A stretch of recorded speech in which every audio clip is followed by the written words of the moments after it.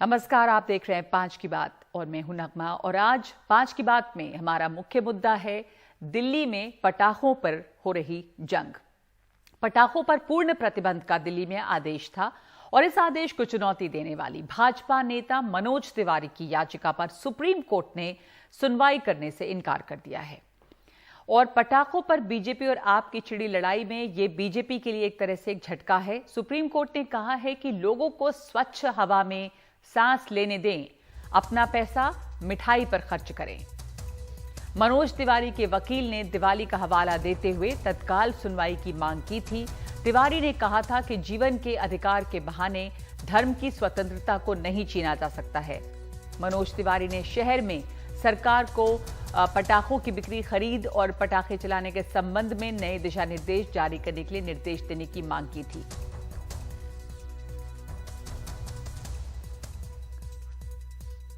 इससे एक दिन पहले दिल्ली के पर्यावरण मंत्री गोपाल राय ने पटाखों की बिक्री पर पूर्ण प्रतिबंध का ऐलान किया है और ये भी है आदेश कि जो इसका उल्लंघन करेगा उन्हें भी जेल हो सकती है।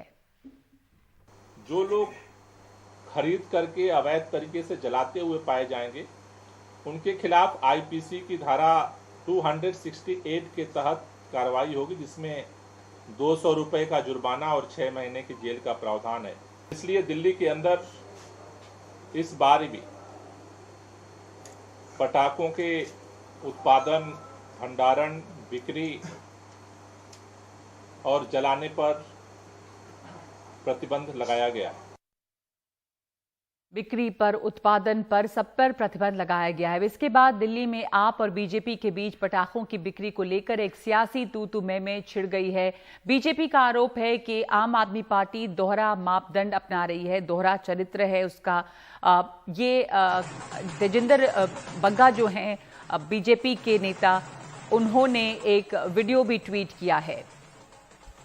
उन्होंने कहा है कि बीजेपी ने आपके दोहरे मापदंड को साबित करने के लिए एक वीडियो जारी किया है। तेजिंदर बग्गा ने ये वीडियो ट्वीट किया जिसमें ये दिख रहा है कि आप आदमी पार्टी से जो नए मंत्री बने राजकुमार आनंद, उनके मंत्री बनने पर उनके ही समर्थक पटाखे चला रहे हैं, जैसा कि इस वीडियो में दिख रहा है, जिसे कि बीजेपी की तरफ से ट्वीट किया गया है। ये प्रतिबंध का उल्लंघन है, लेकिन ये प्रतिबंध का उल्लंघन है ये तो ठीक है, पर इसके ऊपर एक सांप्रदायिक रंग चढ़ाने की भी कोशिश हो रही है। तेजिंदर बग्गा ने क्या ट्वीट किया है ये आपको पहले दिखाते हैं। तेजिंदर बग्गा का ये ट्वीट है, हिंदू दिवाली पर पटाखे जलाते हैं तो प्रदूषण होगा। अरविंद केजरीवाल उन्हें जेल भेजेंगे, लेकिन केजरीवाल का मंत्री बनने की खुशी में अगर पटाखे जलाए जाते हैं तो उसमें से ऑक्सीजन निकलेगा। केजरीवाल, तुम्हारा हिंदू विरोधी चेहरा आज फिर सामने आ गया। तुम्हें दिक्कत दिवाली से है, पटाखों से नहीं। ये तेजिंदर बग्गा का ट्वीट है। क्या मंशा है इस ट्वीट की? विपक्ष ने वैसे इन मंत्री पर कार्रवाई की मांग की है जो कि पटाखे चला रहे हैं।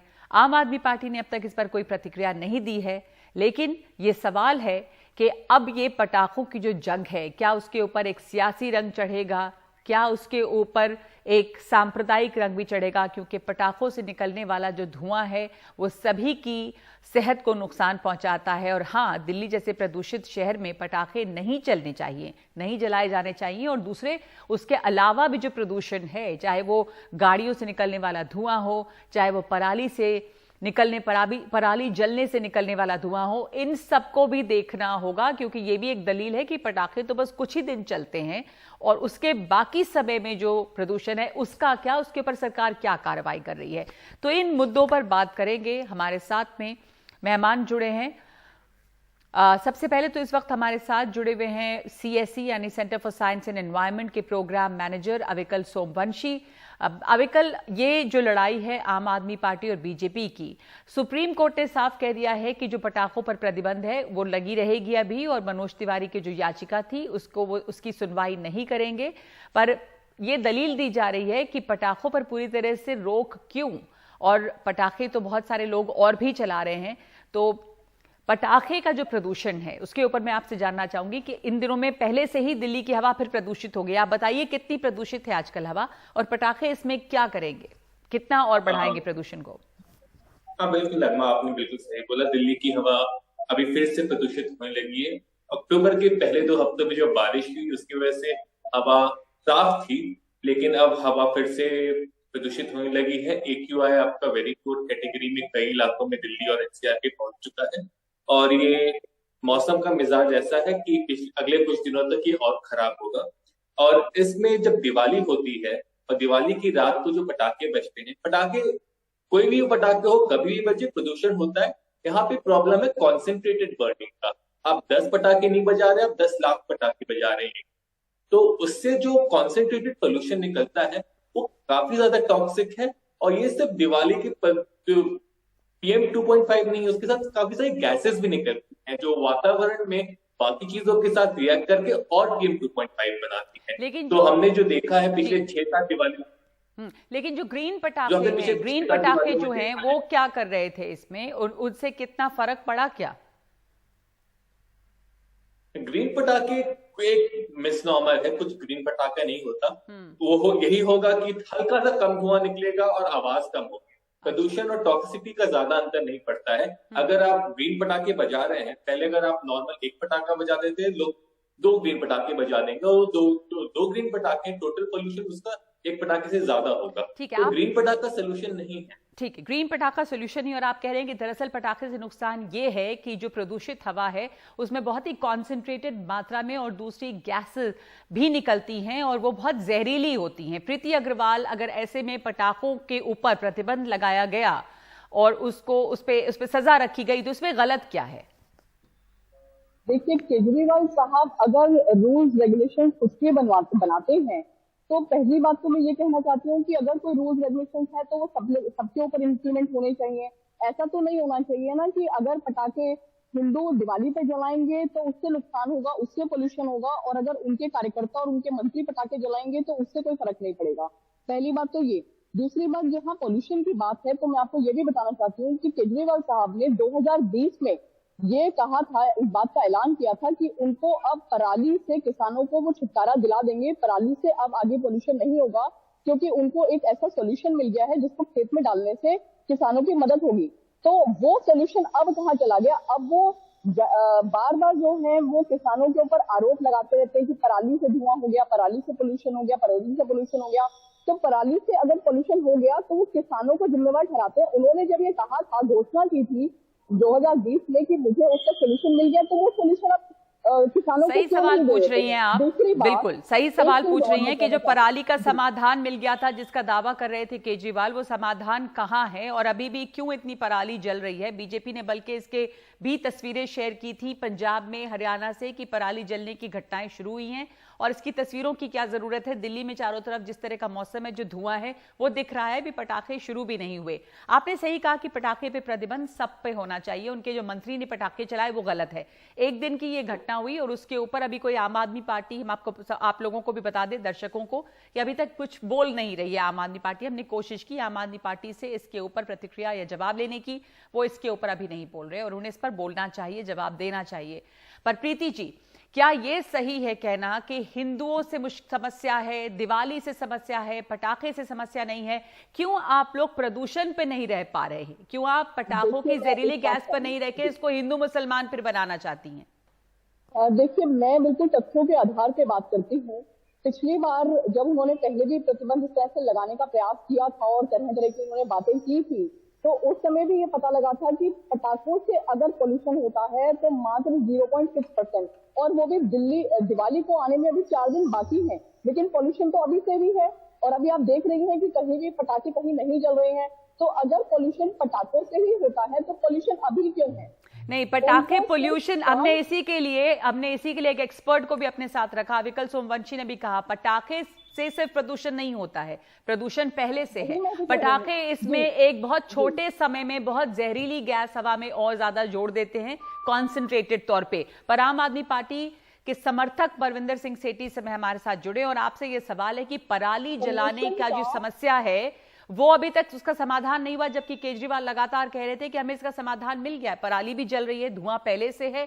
और अब पटाखों के ऊपर की जो बात है उसमें प्रीति अग्रवाल जो बीजेपी नेता हैं, दूसरे भी बीजेपी के नेता पूछ रहे हैं, आपके यहाँ के मंत्री पटाखे चला रहे हैं, ये तो वीडियो है सामने, आम आदमी पार्टी के जो समर्थक थे मंत्रियों के, वो पटाखे जला रहे हैं, तो किस तरह से आप पटाखों के ऊपर प्रतिबंध की बात करते हैं? ये तो प्रतिबंध का उल्लंघन है। देखिए, ये जो फैसले लिए जाते हैं ना, ये अपनी पार्टी या दूसरी पार्टी या तीसरी पार्टी के लिए नहीं लिए जाते, ये पूरे तो समाज मंत्री साहब को साफ कहना चाहिए था समर्थकों को कि हमारी मंत्री बनने पर आप पटाखे नहीं जलाएंगे, इसके ऊपर प्रतिबंध है। देखिए, अगर कोई भी व्यक्ति है, अगर वो रूल का उल्लंघन करता है तो उसके ऊपर एक्शन लिया जाएगा, और डेफिनेटली एक्शन लिया जाएगा। आप इस बात को समझिए कि दिवाली तो सबका त्योहार है, सब मनाते आए हैं, सदियों से मनाते आए हैं, लेकिन अब ये है कि दिवाली के समय में पोल्यूशन इतना हाई लेवल पे हो जाता है, उससे लोगों के जो पर बीजेपी का कहना है कि ये प्रदूषण जो है पटाखे से नहीं होता, क्योंकि अभी तो पटाखे जले नहीं है, ये तो प्रदूषण पहले से है, पराली की वजह से भी है, मौसम ऐसा है। बिल्कुल है, पोल्यूशन है पहले से। एक एक करके प्रीति जी, एक एक करके। आपकी आवाज साफ नहीं है प्रीति जी, मैं आपके पास आऊंगी। बोलिए प्रीति अग्रवाल। एक सेकंड सर, परविंदर जी, एक मिनट। प्रीति जी, आपकी आवाज साफ नहीं आ रही है। अब आ रही है आपको मेरी आवाज? हाँ बोलिए। हाँ, क्या ऐसा है कि पटाखे जो दिवाली पे जलाए जाएंगे उन्हीं का विरोध है, या जो इनके मंत्री जलाएंगे उनसे पोल्यूशन नहीं होगा? अगर पोल्यूशन हो रहा है और अगर आपका मानना है, आम आदमी पार्टी का मानना है कि पोल्यूशन पटाखों से होता है, तो फिर आपको उनके ऊपर सोचना नहीं चाहिए ना कि उन्होंने जो ये कल किया है, जो पटाखे जलाए हैं, आपने जो 6 महीने की सजा दी है, अगर जिसने रूल बनाया है वही रूल को तोड़ेगा, आपको एक प्रॉपर एग्जाम्पल सेट करना चाहिए, उनको मंत्री पद से हटाना चाहिए, या नहीं तो उनको ऐसी सजा देनी चाहिए ताकि आपकी पार्टी में ही एक मैसेज क्रिएट हो, आपकी पार्टी ही उस मैसेज को समझेगी। अगर रूल बनाया है तो रूल को तोड़ने वालों के ऊपर क्या? ठीक है परविंदर जी, जवाब दीजिएगा। हालांकि आप आम आदमी पार्टी के कोई पदाधिकारी नहीं है, समर्थक हैं, पर फिर भी परविंदर जी, आप जो कि समर्थन करते हैं उनकी तमाम नीतियों का क्या जवाब है? जब आपने कानून बनाया है तो उसका खुद पालन करना चाहिए, तभी आप दूसरों को कह सकते हैं। देखिए, अगर मान लो सत्ता पक्ष की पार्टी या नेशनल पार्टी या भारतीय जनता पार्टी कोई रूल बनाती है, अगर उनकी पार्टी का आदमी तोड़ता है तो वो रूल सबके लिए है। अगर किसी ने कोई गलत काम करा है उसके ऊपर एक्शन लिया जाएगा। लेकिन आप देखिए ना, अभी हमने कोरोना काल की पहली वेव, दूसरी वेव, तीसरी वेव को सहा है, और उसके आफ्टर इफेक्ट के बाद लोगों के अंदर क्या एक्शन लिया जाएगा? वो मंत्री जो नए बने हैं वो तो वही मौजूद थे, तो उनके ऊपर एक्शन होगा या उनके समर्थकों पर एक्शन होगा? एक एक करके बात करिएगा प्लीज। प्रीति जी, 1 मिनट, आपको जवाब देने का मौका मिला, रुक जाइए थोड़ा सा, सुन लीजिए परविंदर जी को भी, बोलिए। मैं ये कह रहा हूँ कि जो प्रॉब्लम्स हैं लोगों की लाइफ सेविंग के लिए, जो बुजुर्ग लोग हैं, जो जिनके लंग्स में प्रॉब्लम है या सांस की प्रॉब्लम है, उनको सेव करने के लिए, उनको सेफ गार्ड करने के लिए, समाज को सेफ गार्ड करने के लिए रूल्स बनाए जाते हैं, ना कि किसी की धार्मिक आस्था को नुकसान पहुंचाने के लिए ऐसा किया जाता है। ये एक समाज में इस समय कंडीशन ऐसी है कि हर दिवाली के अंदर जो पोल्यूशन है एक चरम सीमा पे पहुंच जाता है, और उसके आफ्टर इफेक्ट्स बहुत देखने को मिलते हैं। अभी हमने जो कोरोना काल में देखा है, लोगों के लंग्स की वजह से लोगों में एक ब्रीदिंग प्रॉब्लम है। ठीक है। 1 मिनट में आप दोनों को रोक रही हूँ, 1 मिनट रुकिएगा। परविंदर जी और प्रीति अग्रवाल, मैं आपसे पूछना चाहती हूँ, अविकल सोमवन जी, आपने दोनों की बातों को सुना, लेकिन जो भी 1 मिनट, जो भी समस्या है प्रदूषण की और पटाखों से जो धुआं निकलता है जहरीला, वो किसी धर्म को नहीं देखता कि किसकी क्या धार्मिक आस्था है। और बहरहाल पटाखे छोड़ना जो है वो धर्म से जुड़ा नहीं है, ये एक ट्रेडिशन है, दिया जलाना, पूजा पाठ, दिवाली पे ये धर्म हो सकता है, पटाखे नहीं। पर अविकल सोमवंशी, कितना नुकसान लोगों की सेहत पे डालते हैं, किस तरह के जहरीले धुआं, कितना जहरीला धुआं निकलता है इन पटाखों से, और आप लोगों के पास तो आंकड़े होंगे कि दिवाली के अराउंड कितने ज्यादा केसेस बढ़ते हैं, हर दूसरे घर में ऐसे लोगों की जिनको सांस लेने में दिक्कत आती है या जो गंभीर रूप से बीमार पड़ते हैं इसमें। बिल्कुल, पटाखों का जो प्रदूषण है वो काफी ज्यादा टॉक्सिक है। पटाखों के अंदर आपके हैवी मेटल्स होते हैं, कॉपर होता है, जिंक होता है। इससे आपके फेफड़ों पे ही नहीं, आपके दिल और स्किन पे भी असर होता है, और ये आपको कहीं कोई साइंस की जरूरत नहीं है। अब मैं दोनों पार्टी के प्रवक्ताओं से बोलूंगा, दिवाली रात आप एम्स के इमरजेंसी चले जाइए, वहां पे देखिए क्या हालत होती है, कितने सारे लोग एडमिट होते हैं। किसी भी हॉस्पिटल के इमरजेंसी चले जाइए, लोगों को सांस लेने में दिक्कत, मुझे सांस लेने में दिक्कत होती है, मुझे एस्थमेटिक हूँ, मुझे दस्त से एलर्जी है, और मैं दिल्ली में उस रात रह ही नहीं सकता, सांस नहीं ले पाता हूँ। और मेरे आप अगर कहना चाहते हैं बीजेपी के हो या आपके हो कि मेरी जिंदगी इंपॉर्टेंट नहीं है, एक दिन के लिए आप मुझे मार दोगे, तो वो ये कैसी बात है। आप जो प्रदूषण है पटाखे से हर समय होता है, हर लोग को फॉलो करने की जरूरत है, पूरे साल फॉलो करने की जरूरत है। इंडिया में पटाखे पे बैन लगा दीजिए, हम आपको मना नहीं करेंगे, हम सपोर्ट करेंगे आपका। लेकिन ये जब मौसम पहले से खराब हो रहा है, पराली का भी धुआं आ रहा है, मौसम ठंडा हो रहा है जिसकी वजह से हवा बैठ रही है, शहर के अंदर रह रही है, बाहर नहीं जा पा रही, उस समय आप पटाखे जलाओगे तो हानिकारक ही होगा। आप दिल्ली में रह रहे हो, 10 साल से 20 साल से रह रहे हो, आपने खुद देखा है दिल्ली रात में क्या होता है। रात में जो पोल्यूशन लेवल होता है दिल्ली का, वो 1000 के ऊपर चला जाता है। स्टैंडर्ड है 60 से 1000 चला जाना बहुत बड़ी चीज होती है। जहर के माफिक हवा होती है। और अब इंसानों को नहीं देख रहे, अब पंछियों को देख ले, पंछियों मर के गिरने लगते हैं दिवाली के अगले दिन। तो आप एक दिन की बात मत कीजिए, आप साल भर काम करने की जरूरत है। लेकिन जो एक दिन सबसे बिल्कुल, ज्यादा ये दिल्ली सरकार के लिए भी एक बहुत महत्वपूर्ण संदेश है ये। और ये बात जिस पर वो लगातार कहते रहे, प्रदूषण को मुद्दा बनाते रहे, उसके ऊपर किया क्या, क्योंकि हवा जो है वो अब तक खराब है। पटाखे, ये जरूर है कि पटाखे जलाए जाएंगे तो वो हवा और ज्यादा बुरी हो जाएगी और प्रदूषित और जहरीली हो जाएगी। लेकिन प्रीति जी, दिवाली की ही एक रात में जो जहरीली गैस निकलती है पटाखों से, हार्मफुल केमिकल्स, हेवी मेटल्स, उसकी वजह से हर अस्पताल के, आपको भी जानकारी होगी, आप यहीं रहती हैं, ये बात धर्म की नहीं है, लोगों की जिंदगी की भी है। जैसे अविकल ने कहा, एस्थमा की समस्या है, ऐसे बहुत बहुत सारे लोग हैं दिल्ली में, दिल्ली की बुरी हवा को जो झेलते हैं। उसमें ये क्या जिद है कि पटाखे, जहरीले पटाखे जो हैं वो चलाए जाएं, इसको आप लोग क्यों धर्म से जोड़ रहे हैं?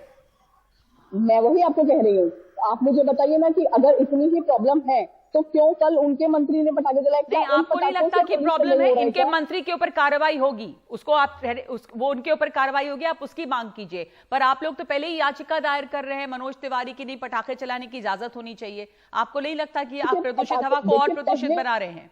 ऐसा है कि पहले जो सबसे मेन मुद्दा पोल्यूशन का है, आपको मैंने पहले भी बताया कि जब पिछली बार ये तहकीकात हुई थी कि पोल्यूशन दिल्ली के अंदर किस चीज से ज्यादा है, तो उसमें पटाखों की मात्रा मात्र 0.6% थी। मैं तथ्य के आधार पर बात करती हूँ, मैं कोई ऐसे मैडम, ये प्रदूषण की मात्रा कम तब होती है जब मौसम गर्म होता है। दिवाली के आसपास मौसम में ठंड आने लग जाती है। आप बात समझिए, पहले मौसम जब ठंडा होता है पहले ही प्रदूषित हवा हो जाती है। मुझे मालूम है, तो फिर आप किस तरह का तर्क दे रही है? तो मैं आपको ये कह रही हूँ कि पोल्यूशन जो है, मेन केजरीवाल साहब ने कहा था, खुद ही कहा था 2020 में कि पराली से ज्यादा होता है, और पराली का हमें सोल्यूशन मिल गया है कि पराली जलाने। चलिए ठीक है परविंदर जी, ठीक है परविंदर जी, बीजेपी ये कह रही है, एक मिनट रुक जाइएगा प्रीति अग्रवाल। परविंदर जी, अब बीजेपी ये कह रही है कि आप लोग जो हैं, केजरीवाल जी को समस्या जो है प्रदूषण से नहीं है, पटाखों से नहीं है, दिवाली से है।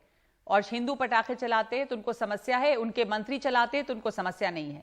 क्या कहेंगे आप, कैसे इसका बचाव करेंगे? देखिए मैं बिल्कुल सच्चाई की बात करने वाला व्यक्ति हूँ, लेकिन भारतीय जनता पार्टी की जो एक राजनीति है ना, वो धर्म के नाम पर, जात के नाम पर, प्रांत के नाम पर, हिंदू मुसलमान के नाम पर, भारत पाकिस्तान के नाम पर है। इसके बिना इनकी दुकान चलती नहीं है, असल बात ये है। लेकिन ये समाज को सुधारने के लिए, समाज के अंदर काम तो कोई करने नहीं है, तो इसलिए आपको ले लेके सिर्फ एक ही टॉपिक मिलता है, हिंदू मुस्लिम, भारतीय जनता पार्टी नहीं करती है। हमारे पास और बहुत मुद्दे हैं काम करने के लिए। आपको समय मिला, आपने अपनी बात कही, आप उनका जवाब भी सुन लीजिए। आपका कहना है बहरहाल के ज्यादातर मुद्दों में धर्म जो है उसे घोल दिया जाता है, पर माफ कीजिएगा अब इतना ही समय है मेरे पास इस पर चर्चा करने के लिए। बहुत धन्यवाद आप लोगों का। अफसोस ये है कि अब त्योहार के मौसम में और इस पटाखों के जहर में धर्म का जहर भी घुल रहा है और घुलेगा और ज्यादा। इसके ऊपर जिस मुद्दे पर चर्चा होनी चाहिए वहां नहीं होकर बात कहीं और जाएगी। एक ब्रेक ले रहे हैं इस वक्त आज की बात में, और उसके बाद मध्य प्रदेश के मुरैना में पटाखा गोदाम में हुआ धमाका।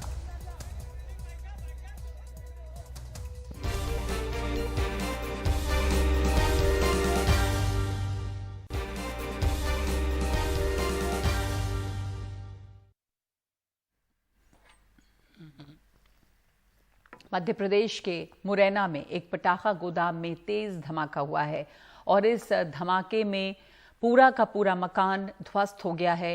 4 लोगों के इसमें मौत की पुष्टि की गई है। कुछ और लोगों के दबे होने की आशंका भी है। पुलिस प्रशासन मौके पर है। राहत का काम, बचाव का काम चल रहा है। बानमौर नगर में जैतपुर रोड पर ये घटना हुई है। ये मध्य प्रदेश का मुरैना इलाका है, जहां पे एक गोदाम में विस्फोट हो गया है। गोदाम में आग लगी है और 4 लोग इसमें मारे गए हैं। शुरुआती अंदेशा यही है कि पटाखों में विस्फोट की वजह से ये हादसा लगभग सुबह 11 पौने 11 बजे के आसपास ये हादसा हुआ है और इसमें 2 छोटे बच्चों की भी मौत हो गई है। लेकिन जो कलेक्टर है उनका कहना था और जो वहाँ के पुलिस अधीक्षक हैं आशुतोष बागरी, उनसे हमारी बातचीत हुई। उनका कहना था कि 3-4 सिलेंडर भी मिले हैं, तो जांच के बाद ही पता लग पाएगा कि हादसे की या विस्फोट की वजह क्या थी। बहरहाल लेकिन इतना हम अपने दर्शकों को बता सकते हैं कि दुखद हादसे में 4 लोगों की मौत हो गई है। 7 लोग बुरी तरह से घायल हैं, जिन्हें अस्पताल में भर्ती कराया गया है और राहत और बचाव का काम अब वहां पर खत्म हो गया है। आसपास के जितने भी पुलिस अधिकारी थे, चाहे वो आईजी हों उस रेंज के, चाहे आयुक्त हों, उन सब अधिकारियों के साथ वहां पर, चूंकि वो बड़ा घना रिहायशी इलाका है, तो शुरुआती दौर में वहाँ पर मशीनों को ले जाने में थोड़ी दिक्कत आ रही थी, लेकिन फिर सब कुछ हो गया है और अब जो सारा मलबा भी वहाँ से लगभग निकाल लिया गया है। अभी तो फिलहाल यही जानकारी है कि वहाँ पर पटाखे वो लाइसेंस लेकर संचालित कर रहे थे, नहीं कर रहे थे, या क्या हुआ था, इस बारे में इसके बाद ही पता लगेगा। लेकिन ये कहीं ना कहीं अगर आपको याद हो तो झाबुआ के पेटलाबाद की याद दिलाता है, जहाँ पर ऐसे ही कि विस्फोट में 76 लोगों की मौत हो गई थी। तो क्या लाइसेंस थे, क्या ज़रूरी कागजात उनके पास थे, कैसे ये संचालित हो रहा था, ये तो थोड़ी देर बाद पता लगेगा। लेकिन इतना है कि एक दुखद हादसा ठीक दिवाली से पहले, जिसमें 4 लोगों की मौत हो जाती है और 7 लोग बुरी तरह से घायल हो जाते हैं। मध्य प्रदेश के छतरपुर जिला अस्पताल में एक बार फिर अधिकारियों की लापरवाही मानवता की सारी हदें पार कर रही है। छतरपुर जिले के पाटन गांव में 4 साल की बच्ची मट्टी में दब गई। छतरपुर जिला अस्पताल में बच्ची को मृत घोषित किया गया और पोस्टमार्टम के बाद उसकी लाश को ले जाने के लिए एक एम्बुलेंस तक नहीं थी। बच्ची का मामा उसे लेकर कंधे पे सरकारी वाहन के लिए घूमता रहा। शव वाहन नहीं मिला तो बस स्टैंड के लिए अपनी भांजी को कंधे पर रखकर ही निकल पड़ा। उसके पास प्राइवेट शव वाहन या बस में जाने के पैसे नहीं थे। किसी ने उसको बस का किराया दिया और वो बस से अपनी भांजी का शव लेकर रवाना हुआ।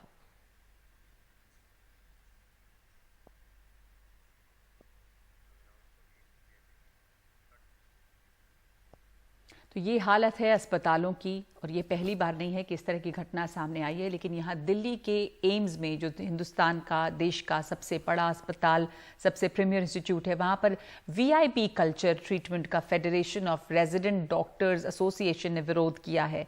दिल्ली एम्स ने सांसदों के इलाज के लिए वीआईपी व्यवस्था तैयार कर दी है।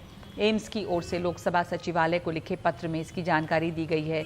इसमें बताया गया है कि संसद के सदस्यों को ओपीडी इमरजेंसी में दिखाने और भर्ती होने के लिए एसओपी यानी कि स्टैंडर्ड ऑपरेटिंग प्रोसीजर तैयार की गई है। और एम्स में इलाज के लिए अगर सांसद रेफरेंस के तौर पर चिट्ठी लिख देंगे तो एम्स का मीडिया एंड प्रोटोकॉल विभाग डॉक्टर से दिखवाने में मरीज का खास ख्याल रखेगा। Federation of residents doctors association के जनरल सेक्रेटरी हमारे साथ सर्वेश पांडे हैं, जिनसे समझने की कोशिश करते हैं। ये जो वीआईपी ट्रीटमेंट देने की बात हो रही है एम्स में, फोडा उससे कहाँ तक इत्तेफाक रखता है? जो वीआईपी कल्चर का कल एक एम्स के डायरेक्टर ने जो निकाला है, इससे फोडा इत्तेफाक नहीं रखती है और इसका कंडेम्ड करती है। हमारे लिए तो जहाँ एक तरफ देखा जाए, हमारे जो माननीय मोदी जी हैं प्राइम मिनिस्टर साहब, वो एक तरीके से सारा वीआईपी कल्चर को हटा रहे हैं, लाल बत्ती हटा रहे हैं, सब कुछ कर रहे हैं। और एक तरफ दूसरी तरफ से ये हमारे जो मेडिकल डायरेक्टर हैं वो ऐसे निकाल रहे हैं जो कि गलत है। अगर किसी का मान लीजिए कोई पुअर पेशेंट है, गरीब पेशेंट है, उसका एमपी एमएलए या किसी ब्यूरोक्रेट से अगर परिचय ना हो तो क्या उनका इलाज हम छोड़ दें? अगर हम पूरा वीआईपी पेशेंट को ही अगर देखें तो डॉक्टरों की कमी आ जाएगी। हमारे रेजिडेंट डॉक्टरों के लिए एक मनोबल तोड़ने वाला डिसीजन है, क्योंकि हम दिन रात लगे हुए हैं, सारे पेशेंट को जो आते हैं उन्हें प्रायोरिटी वाइज ट्रीटमेंट देते हैं। अगर हमारे लिए तो वीआईपी कल्चर वही है, जो जितना ज़्यादा क्रिटिकल पेशेंट है सबसे पहले उसे ट्रीटमेंट मिलना चाहिए, वही हमारे लिए वीआईपी पेशेंट है। तो फोडा इसके बारे में और कुछ सोच रही, सिर्फ आपत्ति दर्ज कर दी, या फोडा और भी कुछ सोच रहा है जब ये ऑर्डर आ गया है? हमारा यही है कि ये आर्डर उनको रिवर्ट बैक करना चाहिए। अगर नहीं करेंगे तो उसके आगे हमारे और भी हैं, हम उसको आगे तक ले जाएंगे। लेकिन सीधे तौर पे लगा कि जिस हिसाब से लिखा गया कि अगर सांसद सिफारिश करे तो इलाज में मीडिया प्रोटोकॉल डिवीजन जो है एम्स का, वो आपके साथ खड़ा होगा और आपको दिखवाएगा। नहीं, ये बिल्कुल गलत है, क्योंकि अगर जब इससे क्या होगा, पूरे हॉस्पिटल का सिस्टम खराब होता है। जब एक पर्टिकुलर वैकेंसी है, उतने ही डॉक्टर हैं, उससे ज़्यादा नहीं। अगर हम एमपी एमएलए और इनके ही उसमें लगेंगे तो हमारे जो और पुअर पेशेंट हैं, जो नीडी पेशेंट हैं, उनका ट्रीटमेंट कौन करेगा? इससे सारा व्यवस्था खराब होगा। तो ये तो बिल्कुल अनएक्सेप्टेबल है हमारे लिए। बहुत बहुत शुक्रिया हमसे बात करने के लिए। नई दिल्ली से परिमल कुमार, एनडीटीवी इंडिया। प्रधानमंत्री नरेंद्र मोदी आज गुजरात के केवड़िया में मिशन लाइफ का शुभारंभ कर चुके हैं। इस दौरान संयुक्त राष्ट्र के महासचिव भी वहां मौजूद रहे। प्रधानमंत्री ने कहा कि मिशन लाइफ P3 यानी कि प्रो प्लैनेट पीपल के आइडिया को मजबूत करेगा। ये मिशन इस ग्रह की भलाई और बेहतरी के लिए जीने का लक्ष्य है। पीएम ने कहा कि आज हमारे ग्लेशियर पिघल रहे हैं, नदियां सूख रही हैं, मौसम अनिश्चित हो रहे हैं और ये बदलाव लोगों को सोचने पर मजबूर कर रहा है कि क्लाइमेट चेंज को सिर्फ पॉलिसी मेकिंग पर नहीं छोड़ा जा सकता। प्रधानमंत्री ने कहा कि मिशन लाइफ इस धरती की सुरक्षा के लिए जन जन की शक्तियों को जोड़ता है। मिशन लाइफ इस बात पर भरोसा करता है कि छोटे छोटे प्रयासों का भी बड़ा असर हो सकता है। प्रति व्यक्ति एक ट्रस्टी एक शोषक के रूप में नहीं बल्कि पोषक के रूप में काम करता है। मिशन लाइफ P3 की अवधारणा को मजबूत करेगा। P3 यानी प्रो प्लैनेट पीपल। आज हम एक ऐसी दुनिया में जी रहे हैं जहां इस बात की चर्चा रहती है कि कौन किस देश या गुट के साथ है और कौन किस देश या गुट के खिलाफ है। लेकिन मिशन लाइफ धरती के लोगों को प्रो प्लैनेट पीपल के तौर पर जोड़ता है, उनको अपने विचार से समाहित करता है, एक कर देता है। एक ब्रेक के बाद दिल्ली में एमसीडी चुनाव से पहले कूड़े के पहाड़ पर गरमाई राजनीति। लेकिन आज इन लोगों ने मनीष सिसोदिया को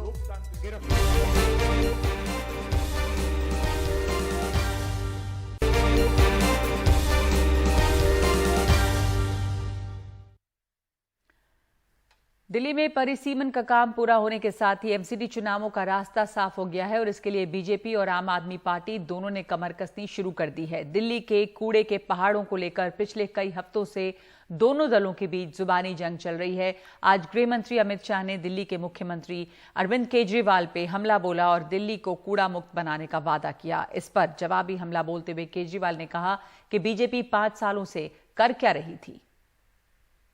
केजरीवाल जी ने जो व्यवहार किया है इसको लोकतांत्रिक तरीके से जवाब देने का समय आ गया है।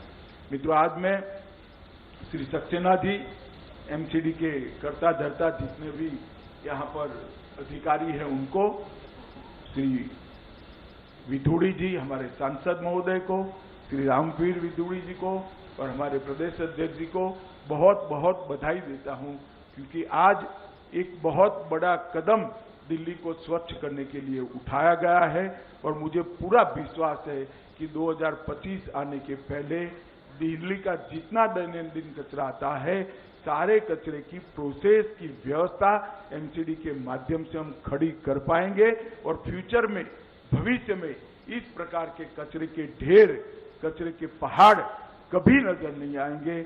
हमारी दिल्ली सुंदर होगी, इसका मुझे विश्वास है। आप सभी का धन्यवाद कर मेरी बात को समाप्त करता हूं। वंदे मातरम। गृह मंत्री के इस बयान पर केजरीवाल ने ट्वीट करके जवाब दिया है। 15 साल से जो काम आप नहीं कर पाए, अब आपको 3 साल और चाहिए। जनता आप पर भरोसा क्यों करे? आप रहने दीजिए, आपसे नहीं होगा। अब हम दिल्ली को कूड़ा मुक्त करके दिखाएंगे।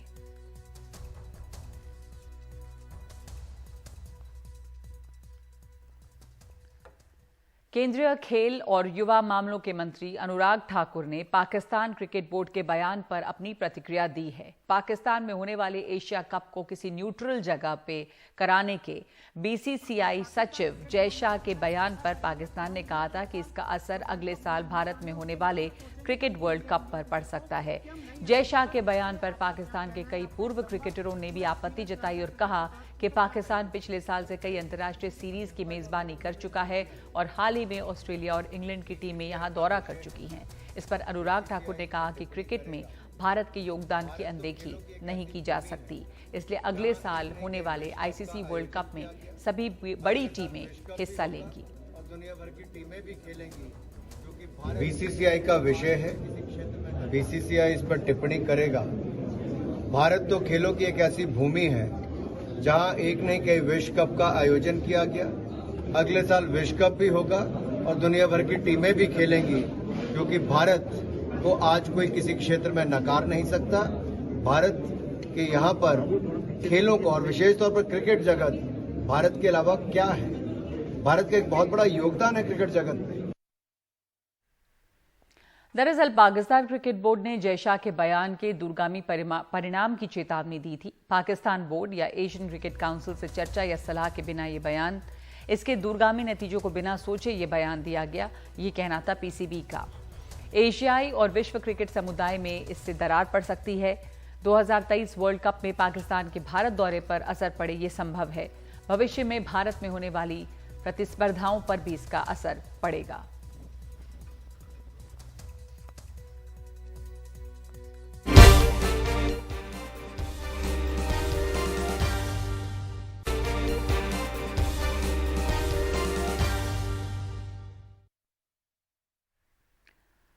और बेंगलुरु में एक बार फिर बहुत ही तेज जबरदस्त बारिश हो रही है, जिसकी वजह से तमाम तरह की परेशानियां हो रही हैं। बारिश का कहर सब तरफ है। कल शाम हुई तेज बारिश के बाद शेषाद्रीपुरम इलाके में मेट्रो स्टेशन की एक दीवार कई गाड़ियों के ऊपर गिरी, जिसमें भी कई गाड़ियों को नुकसान पहुंचा है। मौसम विभाग ने बारिश को लेकर येलो अलर्ट जारी किया है और यहां पर अगले 3 दिनों तक भी बारिश की संभावना जताई गई है।